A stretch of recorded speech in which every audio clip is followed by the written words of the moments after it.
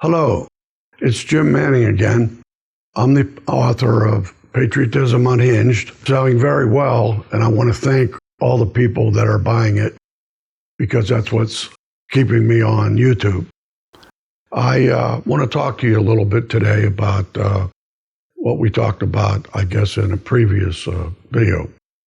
And that is, my inclination now is to give you a short synopsis of what I consider to be, for lack of a better word, clues, how I came to determine my conclusion on who, why, and how the JFK assassination was handled.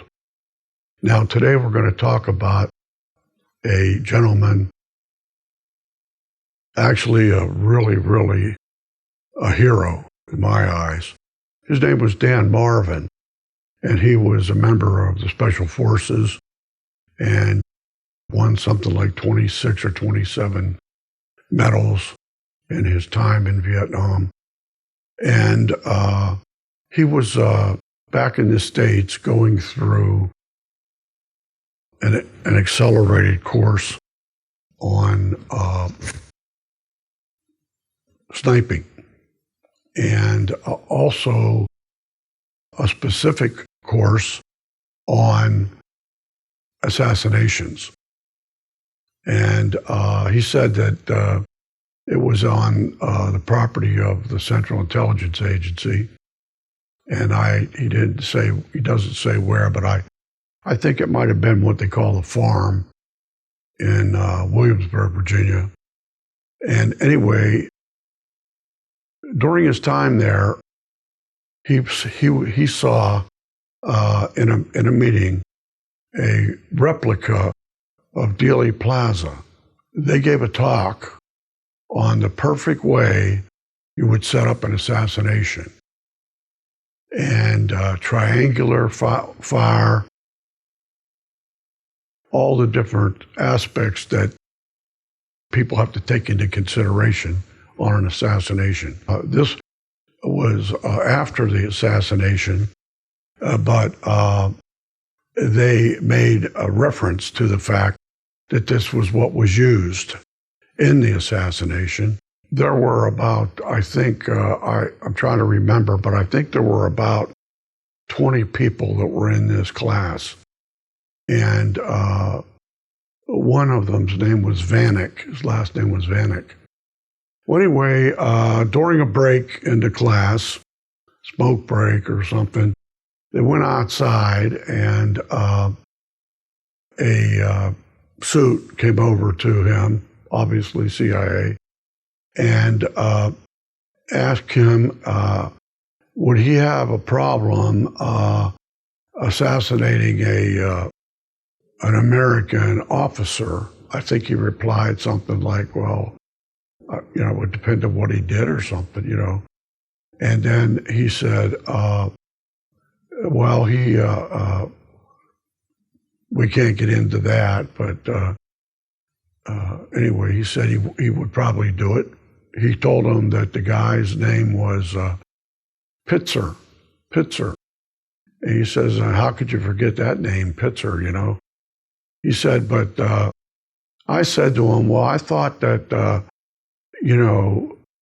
assassinations were handled out of the United States by us, meaning soldiers or CIA men, and in the United States, they were handled by the mob. And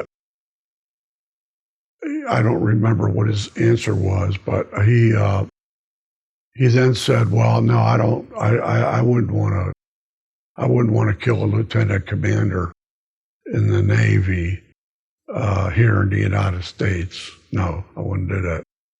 And so he left me, and he walked away, and he went up to this guy who was in the class. His name was Vanek.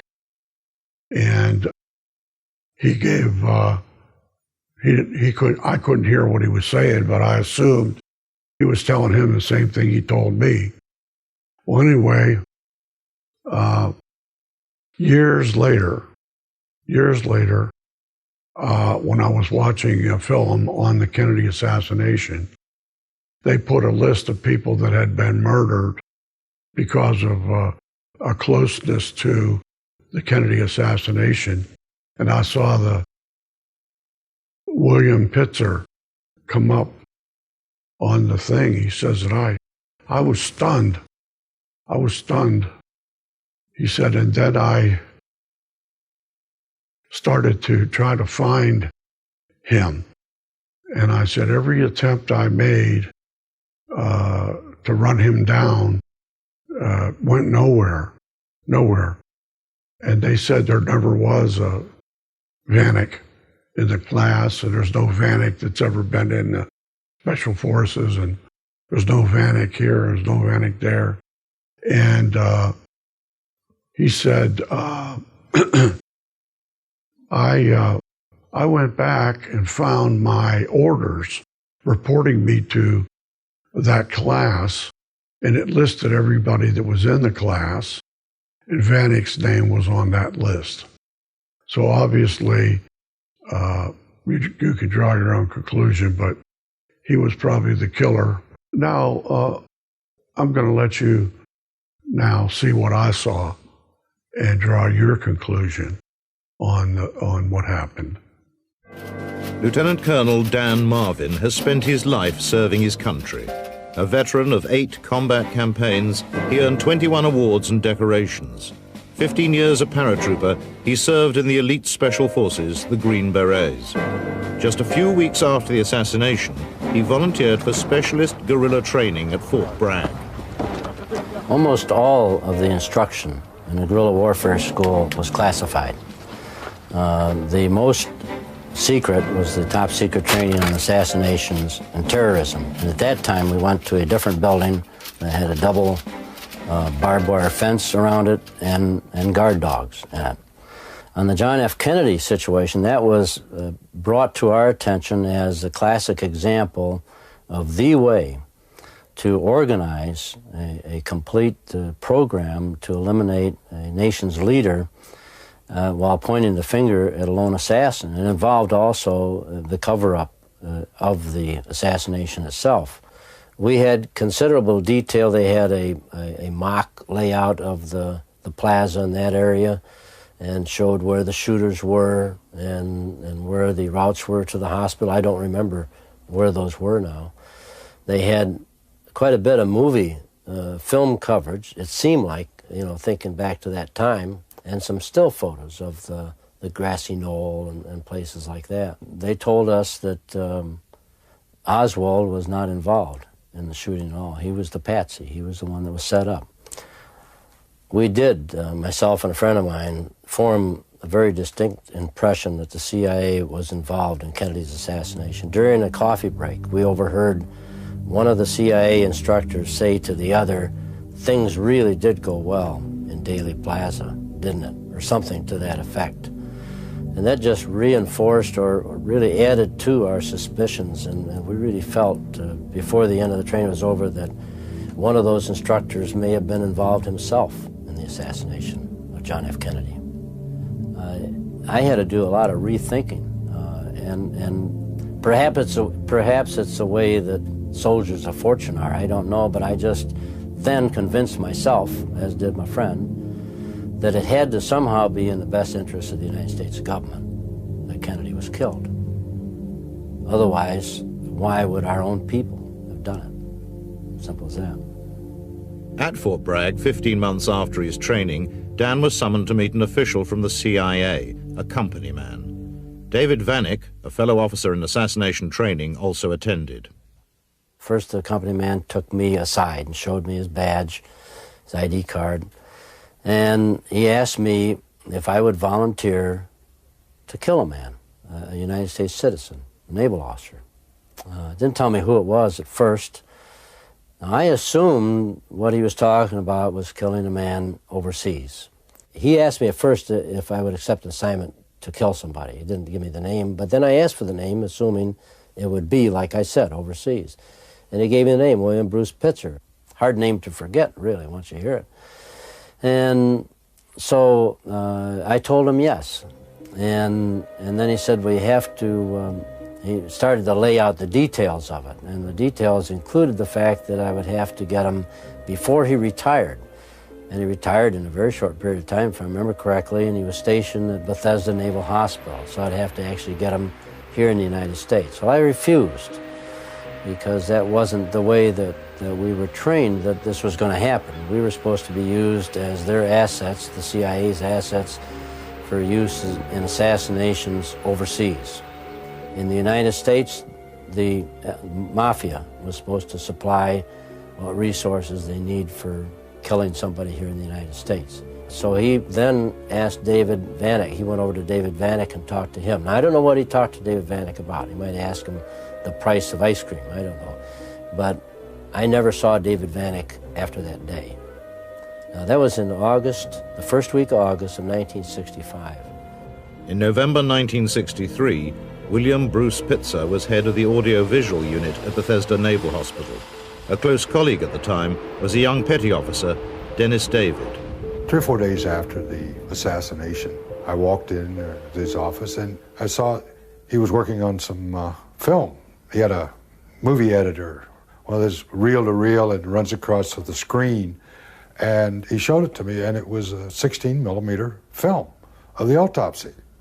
There were also some slides. He had some slides that he had that showed of tissue slides, and also showed some slides of President Kennedy that were taken while he was on the table at the morgue. And we looked at him, kind of horrified, I guess you would say, at the seriousness of the wound. But I remember one of the things that I remembered was that we saw, they had a picture of Kennedy laying on the table, and it was a front profile, if you will, or front view. And the only thing we saw was a little hole about here in the temple. And then, and another photograph, or another slide that Bill had, showed a huge gaping hole here in the back. And so Bill and I logically assumed that the wound was a frontal entry wound, as opposed to what the Warren Commission later said being a shot from behind. Dennis left Bethesda for a new posting, but in November 1966, a colleague gave him some distressing news regarding his old friend Bill Pitzer. He'd been found dead in a pool of blood in his studio at Bethesda. The official verdict was suicide. Lying face down on the floor, a .38 revolver by his side, he had a bullet wound in the right temple.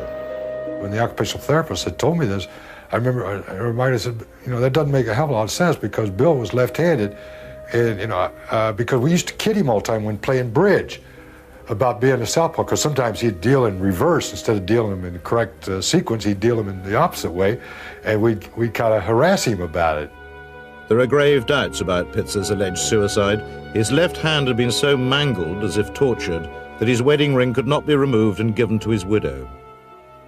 Bill had told me shortly before he left Bethesda, which was around the 7th of December of '65, he told me that he was planning on retiring because he had enough time in and he was wanting to get out, and that he also said he had some damn lucrative offers from some TV networks. And other people have asked me why I think he was assassinated, and I think it was because that with him retiring, they, and I don't know who they are, were afraid that he would take these pictures that he and I had seen, this 35 millimeter and the 16 millimeter film, that he would take them, and that if he went to work for a major studio, that they would use them, or he would have them aired, and that would really, blow some people out of the water if that would have transpired. I could be wrong, I could be all wet, but I do know those films exist because I was there, I saw the damn things. I am absolutely certain that the name that I was given underneath those pine trees of Fort Bragg, North Carolina, the first week of August, was William Bruce Pitzer. I put it completely out of my mind from 1965 until 1993. And I was watching a special in November '93 about the assassination of Kennedy. I think it was a special by Jack Anderson. And at the end of that special, on the television, they rolled a list of 42 names of people who had met a violent death that were somehow associated with the assassination or the cover-up or the autopsy or something.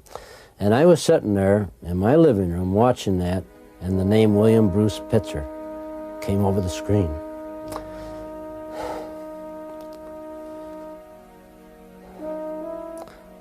And it made me go right back to that day in August of 1965. That was the William Bruce Pitzer that I was asked to kill, unless there's two William Bruce Pitzers that worked at Bethesda Naval Hospital. That man, the name of the other Green Beret that was approached by the CIA agent in August of 1965 at Fort Bragg, North Carolina, was David H. Vanek, captain, who went through the same training I did, same class I was in.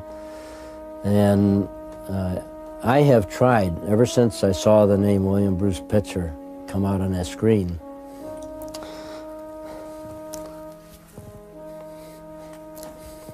I've tried to find him. And I've been totally unsuccessful. I sent letters to the special office and the Retired Services Directorate, where they'll take a letter that you send them with a man's name and serial number, and they'll forward it to him. Or if he's deceased, they'll send it back to you. I got no response from them, so I finally sent another follow-up letter and demanded a response, or I threatened to go to Senator D'Amato to help me on the response. And then I did get a response, but the response was that David H. Vanek never existed in the United States Army. But Dan still has published Army orders proving that Captain David H. Vanek was with him at the Special Warfare Center. Recognizing just what kind of a person I was, and which I am hopefully no longer, it is not an easy thing to do. It would be easier for me to just melt into the woodwork and let my family, especially my grandchildren, think of me as kind of the friendly old giant that helps them do things and plays with them, rather than what I've done in the past. And I know that when this, if it is made public, the information that I've given will adversely affect my relations with my family. And I just hope and pray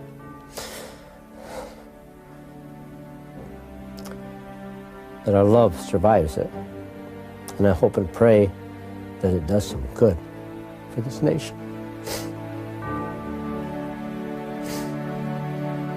I think it is terrible just to know that a nation can have within its own government those kind of evil influences that can cause something like that to happen, and then to cause it to be covered up to the extent that it has been, makes you feel like you're really not in a democracy anymore. A nation is strong when it does things openly, courageously, and according to the law. Amen. So now you see what I saw, and it again was a clue to how the Central Intelligence Agency operated. They weren't hiding the fact that they killed Kennedy from these military types, and said it was a perfect example. Just prior to this, the United States had assassinated Allende, the head of Chile, Lumumba in South Africa, and the Diem brothers in Vietnam just 13 days before they assassinated John Kennedy. They were running roughshod But this time they'd gotten their wings on executive action and plausible deniability and thought that there wasn't nothing they couldn't do. Tell me what you think. Tell me if you like it, want to see some more of these kinds of things, and we'll continue on. It'll be like a long course in the assassination in which at the end you could have a PhD. Thank you.